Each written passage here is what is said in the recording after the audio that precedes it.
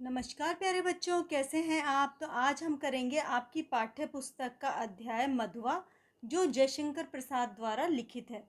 शुरू करने से पहले आपसे गुजारिश है, मेरे चैनल को सब्सक्राइब करें, लाइक करें और साथ में कमेंट लिखना ना भूलें कि आप कौन से प्लेस से मुझे देख रहे हैं, तो मुझे बहुत खुशी होगी। तो चलिए अब शुरू करते हैं। चलिए शुरू करते हैं। मधुआ जयशंकर प्रसाद द्वारा रचित। लेखक परिचय। युग प्रवर्तक साहित्यकार जयशंकर प्रसाद का जन्म 1889 में सुंगनी साहू नाम से सुविख्यात काशी के एक प्रतिष्ठित परिवार में हुआ। मतलब बहुत ही इनका परिवार जो है वो प्रसिद्ध था।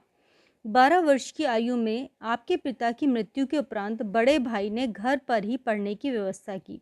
जब ये 12 ईयर्स के थे, उनके पिताजी जो हैं वो उनकी डेथ हो गई और उनके बड़े भाई ने ही उनके पढ़ने की व्यवस्था की। आपने घर पर ही हिंदी, अंग्रेज़ी, संस्कृत, उर्दू, बंगाली, फ़ारसी आदि भाषाओं का अध्ययन किया। आप पैतृक व्यवसाय और घर की संपूर्ण जिम्मेदारियां संभालते हुए साहित्य सृजन में संलग्न रहे। मतलब जो उनका फैमिली बिजनेस था वो करते थे, इसके साथ ही वो जो लिटरेचर है उसमें भी वर्क करते थे। आप बहुमुखी प्रतिभा के धनी थे, मतलब उनके पास बहुत अधिक टैलेंट था। साहित्य के प्रत्येक विधा में आपने अपनी लेखनी का जौहर दिखाया। मतलब हर तरह से उन्होंने स्टोरीज़ भी लिखी, नॉवेल्स लिखे, प्लेज़ लिखे, इसके अलावा उन्होंने पोएम सब कुछ लिखा है।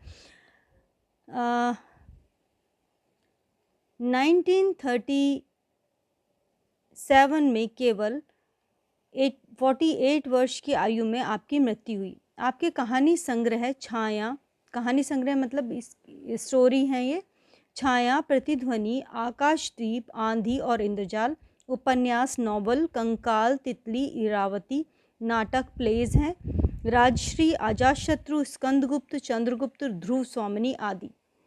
कामायनी आपका सुप्रसिद्ध महाकाव्य यानी पोएट्री है। आंसू, लहर, झरना आदि आपके महत्वपूर्ण काव्य कृतियां हैं, पोएट्रीज हैं। प्रस्तुत कहानी एक सामाजिक कहानी है। यह परत दर परत खुलती जाती है, एक सोशल स्टोरी है। शराबी व्यक्ति के जीवन में बालक मधुआ महत्वपूर्ण भूमिका अदा करता है। उसके आगमन से शराबी का जीवन सही मायने में रूपान्वित होता है। वह हर पल बालक मधुआ के बारे में सोचने लगता है। बालक के प्रेम में वह अपने जीवन को सार्थक बना देता है। बाल मनोदशा से विद्यार्थियों को परिचित कराना और बुराई पर अच्छाई की जीत को दर्शाने के उद्देश्य से प्रस्तुत कहानी को चयन किया गया है। तो इसके अंदर एक शराबी व्यक्ति है, मतलब बहुत ड्रिंक करता है, एक छोटा बच्चा है मधुआ, और वो इसको ही पालने के लिए अपना जो जीवन है वो परिवर्तित करता है। उसके ऊपर ये कहानी बेस्ड है। आज 7 दिन हो गए, यानी 7 डेज हो गए हैं, पीने को कौन कहे छुआ तक नहीं, आज 7वां दिन है सरकार। ये जो शराबी है वो बोल रहा है, तुम झूठे हो, अभी तो तुम्हारे कपड़े से महक आ रही है। वह तो कई दिन हुए, 7 दिन से ऊपर कई दिन हुए अंधेरे में बोतल उंडेलने लगा था। कपड़े पर गिर जाने से नशा भी ना आया, और आपको कहने का क्या कहूँ, सच मानिए 7 दिन, ठीक 7 दिन से एक बूंद भी नहीं पी। तो वो ठाकुर साहब को बोल रहा है कि ठाकुर साहब बोल रहे हैं कि तुम्हारे कपड़ों से तो स्मेल आ रही है। वो कह रहे हैं नहीं, 7 दिन से पहले एक दिन रात को मैं अंधेरे में बोतल खोलने लगा था, वही मेरे कपड़ों पे गिर गई। ठाकुर सरदार सिंह हंसने लगे। लखनऊ में लड़का पढ़ता था, ठाकुर साहब भी कभी कभी वहाँ आ जाते थे। उनको कहानी सुनने का चस्का था, यानी वो बहुत स्टोरी जो है वो सुनना चाहते थे। खोजने पर यही शराबी मिला। वह रात को, दोपहर में, कभी कभी सवेरे भी आ जाता था, यानी नाइट को, आफ्टरनून को, या फिर अर्ली मॉर्निंग भी आता था। अपनी लच्छेदार कहानी सुनाकर ठाकुर का मनोविनोद करता था। तो ठाकुर साहब को वो कहानी सुनाने का काम करता था। ठाकुर साहब के हंसते हुए कहा, तो आज पियोगे ना? झूठ कैसे कहूँ, आज तो जितना पिलाएगा सब पीऊँगा। 7 दिन चने चबेने पर बिताए हैं, किस लिए? यानी 7 दिन से बहुत कम खाना खाया है, आज मैं ढंग से खाऊँगा पीऊँगा। अद्भुत, 7 दिन पेट काट कर आज अच्छा भोजन न करके तुम्हें पीने की सूझी, यह क्या? सरकार, मौज बहार की एक घड़ी एक लंबे दुखपूर्ण जीवन से अच्छी है। उसकी खुमारी में रखे दिन भी काट लिए जा सकते हैं। तो ये जो शराबी है वो बोल रहा है कि अगर मुझे एक दिन भी ऐसा मिल जाता है, या एक घड़ी भी, यानी एक आवर्स या एक सेकंड भी ऐसा मिल जाता है जिसमें मेरा जीवन जो है वो खुशियाँ मिल जाएँ मुझे, तो मैं उसी के दम पर पूरा जो समय है वो काट सकता हूँ। अच्छा, आज दिन भर तुमने क्या-क्या किया? मैंने अच्छा सुनिए, सवेरे कोहरा पड़ा था, मेरे धुआँ से कंबल सा वह भी सूर्य के चारों ओर लिपटा था।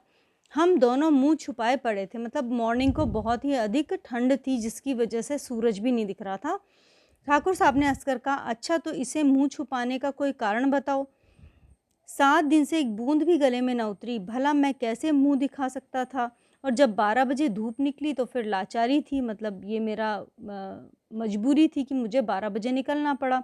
उठा, हाथ-मुँह धोने में जो दुःख हुआ सरकार, वह कहने की बात है। पास में पैसे बचे थे, चना चबेने से दाँत भाग रहे थे, कटकटी लग रही थी, यानी बहुत सर्दी लग रही थी, कटकटी लगना।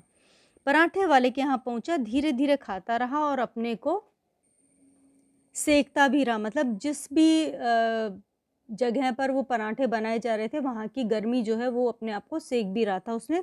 फिर गोमती के किनारे गया, गोमती एक रिवर का नाम है। घूमते-घूमते अंधेरा हो गया, बूँदें पड़ने लगी यानी बारिश स्टार्ट हो गई। तब कहीं भाग के आपके पास आ गया। अच्छा तो उस दिन तुमने गडरिये वाली कहानी सुनाई थी, जिसमें आसिफुद्दौला ने उसकी लड़की का आँचल भुने हुए भुट्टे के दाने के बदले मोतियों से भर दिया था, क्या वह सच है? तो उसने कोई कहानी सुनाई थी, इसमें गडरिया यानी जो भेड़-बकरियाँ चराने वाले होते हैं उसको गडरिया कहते हैं। उसकी कोई कहानी होगी जिसके अंदर आसिफुद्दौला नाम का कोई रईस है जिसने गडरिये की लड़की को भुने हुए चने, उसको भूख लगी होगी तो लड़की ने उसे चने दिए होंगे खाने के लिए या लड़की ने माँगे तो उसने उसको मोतियाँ जो हैं वो दे दी और लड़की इतनी भूखी थी उसने मोतियों को ही खाना शुरू किया। उसे पता नहीं था कि मोती खाने की चीज़ नहीं है और फिर वो उसे थूकने लगी। सच? अरे वह गरीब लड़की भूख से उसे चबाकर थू-थू करने लगी, रोने लगी। ऐसे निर्दयी दिल्लगी बड़े लोग ही कर बैठते हैं। सुना है श्री रामचंद्र जी ने भी हनुमान के साथ ऐसा ही किया था। तो रामचंद्र जी की भी आपको स्टोरी पता होगी कि जब राम जी जो है वो वापस अयोध्या आए थे तो हनुमान को उन्होंने कहा कि मैं अपनी याद के लिए तुम्हें एक माला, जो नेकलेस है वो मोतियों वाला गिफ्ट किया। उन्होंने बहुत अधिक बहुमूल्य उसके अंदर रत्न जड़े हुए थे। तो हनुमान जी उन्हें तोड़-तोड़ के देखने लगे। तो सबने पूछा ये तुम क्या कर रहे हो? तुम तो इसको तोड़ के बेकार कर रहे हो। कह रहे मैं ये देखना चाहता हूँ कि जो राम जो हैं अपने दर्शन के बदले में मुझे ये मोतियों का या ये जो बहुमूल्य पत्थरों का जो दे रहे हैं, नेकलेस दे रहे हैं, इसके अंदर जो मोती लगे हुए हैं क्या वाक़ई में उसके अंदर राम है? आगे बढ़ते हैं। ठाकुर साहब ठहा ठठाकर हँसने लगे, यानी बहुत ज़ोर से हँसने लगे। पेड़ पकड़ कर हँसते-हँसते लौट गए, यानी इतना अधिक हँसने लगे कि उनसे बैठा भी नहीं जा रहा था। साँस बटोरते हुए सँभल कर बोले, और बड़प्पन कहते किसे हैं? कंगाल तो कंगाल, गधी लड़की, भला उसे कभी मोती देखे थे जो चबाने लगी? मैं तो सच कहता हूँ, आज तक तुमने जितनी कहानियाँ सुनाई, उसमें बड़ी टीस थी। मतलब तुमने ये जो कहानी सुनाई है, स्टोरी बहुत ही फ़नी है। अब तक जो तुमने सुनाई थी वो सभी दुःख वाली थी। शहज़ादों के दुखड़े यानी कि प्रिंस जो हैं उनका जो दुःख था वो बताया, रंग महल की अभागिन बेगमों के निष्फल प्रेम का, जो रंग महल मतलब राजा के जो महल होते थे जहाँ पे उनकी बीवियाँ रहती थी वहाँ के बारे में बताया। करुण कथा, दुःख वाली पीड़ा से भरी हुई कहानियाँ ही तुम्हें आती हैं, पर ऐसे हँसाने वाली कहानी और सुनाओ तो मैं अपने सबसे बढ़िया शराब पिला सकता हूँ। यानी तुम अगर मुझे जो फ़नी स्टोरीज़ सुनाओगे तो मैं तुम्हें शराब पिलाऊँगा। सरकार बूढ़े से सुने हुए वे नवाब के सोने के से दिन, अमीरों की रंगरलियाँ, दुखियों के दुख दर्द भरी आहें, रंग महलों में घुट-घुट कर मरने वाली बेगमों में अपने आप में सिर चक्कर काटती रहती हैं। मतलब इन्होंने जो शराबी है उसने भी अपने बुज़ुर्गों से ये सब कहानियाँ सुनी हैं, तो ये सब कहानियाँ उसके अंदर हैं।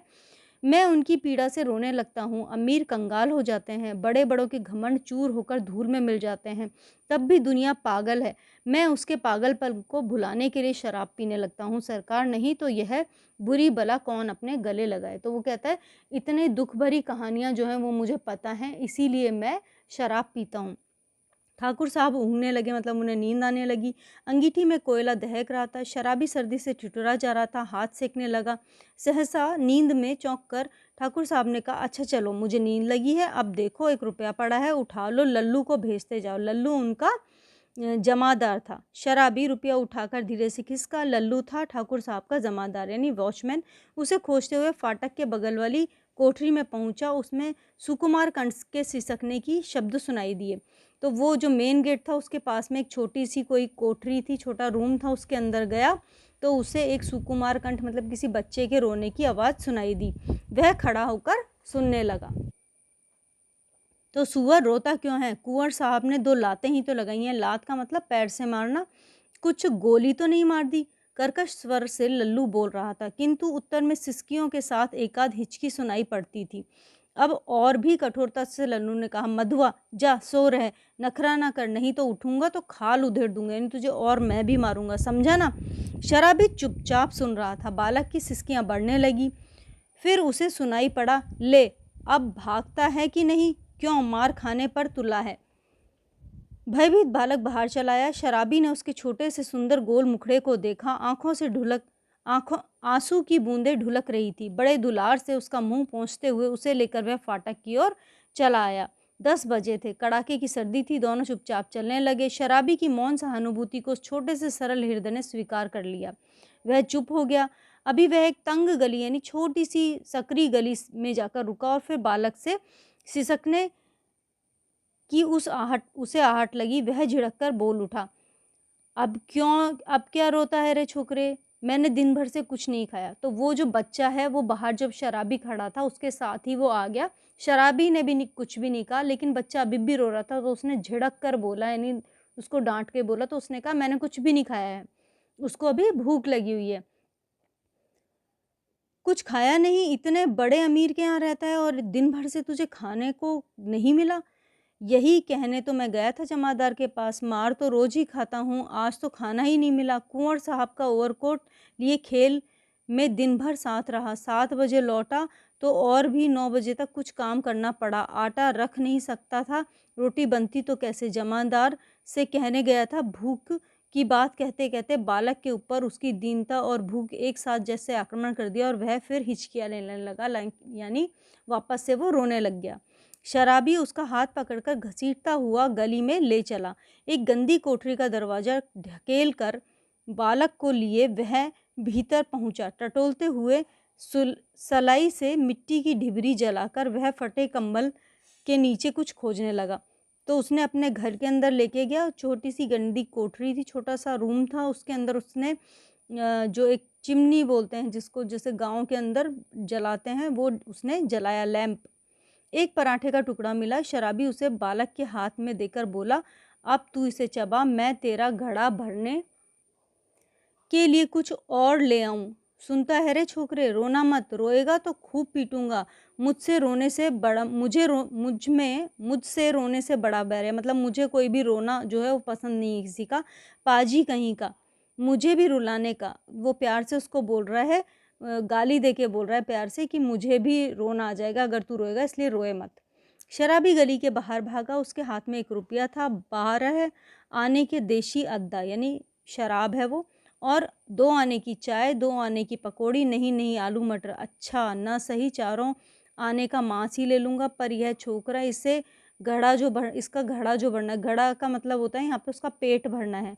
वह कितना खाएगा और क्या खाएगा? ओह, आज तक तो मैंने कभी दूसरे के खाने का सोच विचार किया ही नहीं। तो क्या ले चलूँ?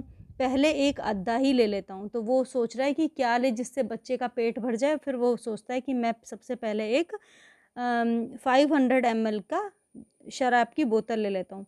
इतना सोचते सोचते उसकी आंखों पर बिजली के प्रकाश की झलक पड़ी। उसने अपने को मिठाई की दुकान के पास खड़ा पाया। वह शराब का अद्धा लेना भूलकर मिठाई पूरी खरीदने लगा। नमकीन लेना भी न भूला। पूरा 1 रुपये का सामान लेकर वह दुकान से हटा। जल्द पहुंचने के लिए एक तरह से दौड़ने लगा। अपनी कोठरी में पहुंचकर उसने दोनों की पात बालक के सामने सजा दी। पात का मतलब है एक डिश होती है जो पत्ते से बनी हुई होती है। उसकी सुगंध से बालक के गले में एक तरावट पहुंची। वह मुस्कुराने लगा। शराबी ने मिट्टी की गगरी से पानी उंडेलते हुए कहा, नटखट कहीं का, हंसता है, सौंधी नाक बास में पहुंची ना, ले खूब ठूस कर खा ले। और फिर रोया कि पीटा? तो वो कह रहा है कि तेरे के जो ये खाने की जो अच्छी स्मेल है वो तेरी नाक में गई है तो तुझे मज़ा आया है, तो अब तू अच्छे से खा ले और अब खाना खा के सो जा, तू रोना नहीं। दोनों ने बहुत दिन पर मिलने वाले 2 मित्रों की तरह साथ बैठकर भरपेट खाया। सीली जगह पर सोते हुए बालक ने शराबी का पुराना बड़ा कोट ओढ़ लिया। जब उसे नींद आ गई तो शराबी भी कंबल तानकर बड़बड़ाने लगा। सोचा था 7 दिन पर भरपेट पीकर सोऊँगा, लेकिन यह छोटा-सा रोना पाजी न जाने कहाँ से आ धमका है। तो बच्चा जो है वो सो गया। सीली जगह का मतलब होता है जो थोड़ी-सी गीली जगह होती है, तो ठंड के मौसम में वो और भी अधिक गीली लगती है, इसीलिए वह शराबी का कोट लेकर सो गया। एक चिंतापूर्ण आलोक में आज पहले पहल शराबी ने आँख खोलकर कोठरी में बिखरी हुई दारिद्र्य की विभूति को देखा। यानी कितनी गरीबी है उसके कोठरी में, उसको उसने देखा और देखा उस घुटनों से ठुड्डी लगाए हुए निरीह बालक को। उसने तिल मिलाकर मन ही मन प्रश्न किया, किसने ऐसे सुकुमार फूल को कष्ट देने के लिए निर्दयता की सृष्टि की। तो वो बालक को देख रहा है और सोच रहा है कितना कोमल बालक है। आहारी नियति, वो भाग्य को कोस रहा है। तब इसको लेकर मुझे घर बारी बनना पड़ेगा। दुर्भाग्य, जिसे मैंने कभी सोचा भी न था। मेरी इतनी माया ममता, जिस पर आज तक केवल बोतल का ही पूरा अधिकार था। तो वो कह रहा है कि ये बालक है, इसकी वजह से मुझे वापस से संसारी बनना पड़ेगा, काम करना पड़ेगा। इसका पक्ष क्यों लेने लगी? इस छोटे से पाजी ने मेरे जीवन के लिए कौन सा इंतजार रचने का बीड़ा उठाया है। तब क्या करूं? कोई काम करूं? दोनों का पेट कैसे चलेगा? नहीं, भगा दूं इसे, आंख तो खोले। तो वो मन में सोच रहा है कि उसे अब आगे क्या करना है। बालक अंगड़ाई ले रहा था। वह उठ बैठा। शराबी ने कहा, ले उठ, कुछ खा ले, अभी रात का बचा है और वह अपनी राह देख। तेरा नाम क्या है रे? बालक ने सहज हंसी हंसकर कहा, मधुआ।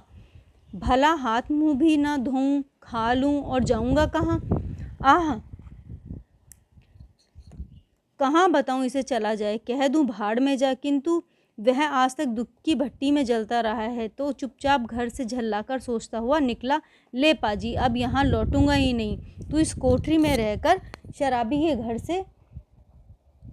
घर से निकला, गोमती के किनारे पहुंचा। उसे स्मरण हुआ कि वह कितनी ही बातें सोचता चला रहा था, पर कुछ भी सोच न सका। हाथ मुंह धोने लगा। उजली धूप निकल आई थी। वह चुपचाप गोमती की धारा को देख रहा था। नदी का जो फ्लो है उसे देखने लगा। धूप की गर्मी से सुखी होकर वह चिंता भूलने का प्रयत्न करता रहा था कि किसी ने पुकारा। तो वो सोच रहा था कि वो अब इस बालक से पीछा कैसे छुड़ाए या फिर क्या करे। भले आदमी रहे कहाँ, सालों दिखाई नहीं पड़े, तुमको खोजते खोजते मैं थक गया। शराबी ने चौंक कर देखा। वह कोई जाना पहचाना का तो मालूम होता था, पर कौन है यह ठीक ठीक न जान सका।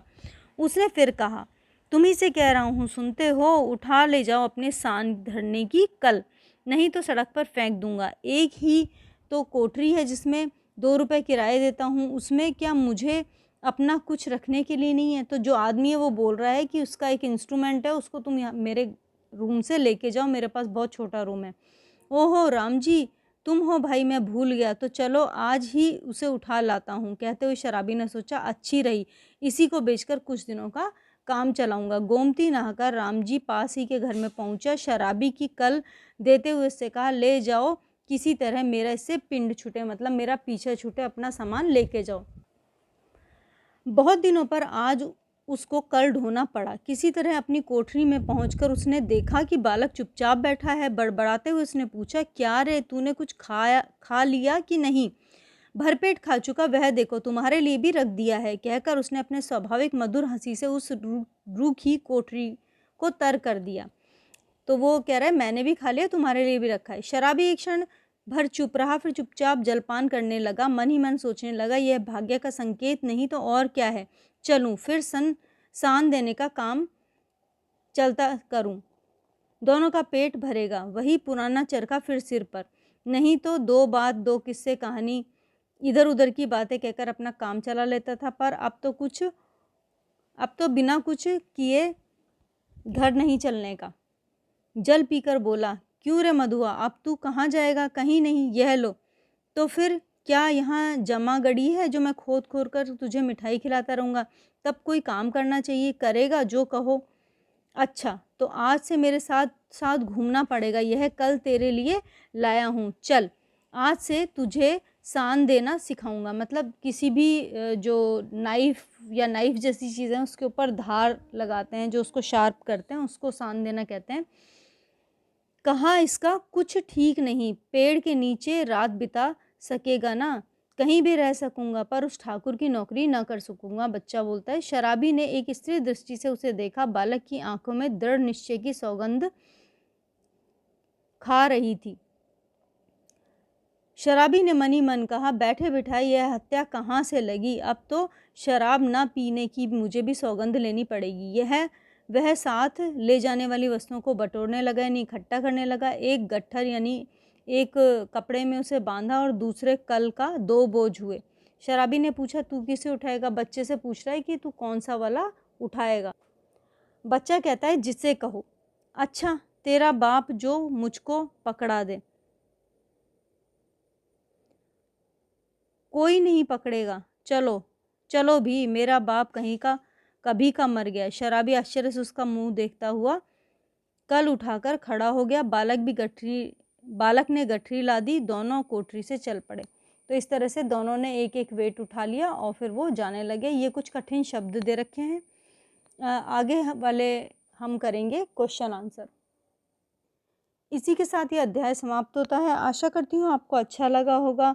एक कमेंट ज़रूर लिखें, अपने दोस्तों के साथ शेयर करें। धन्यवाद।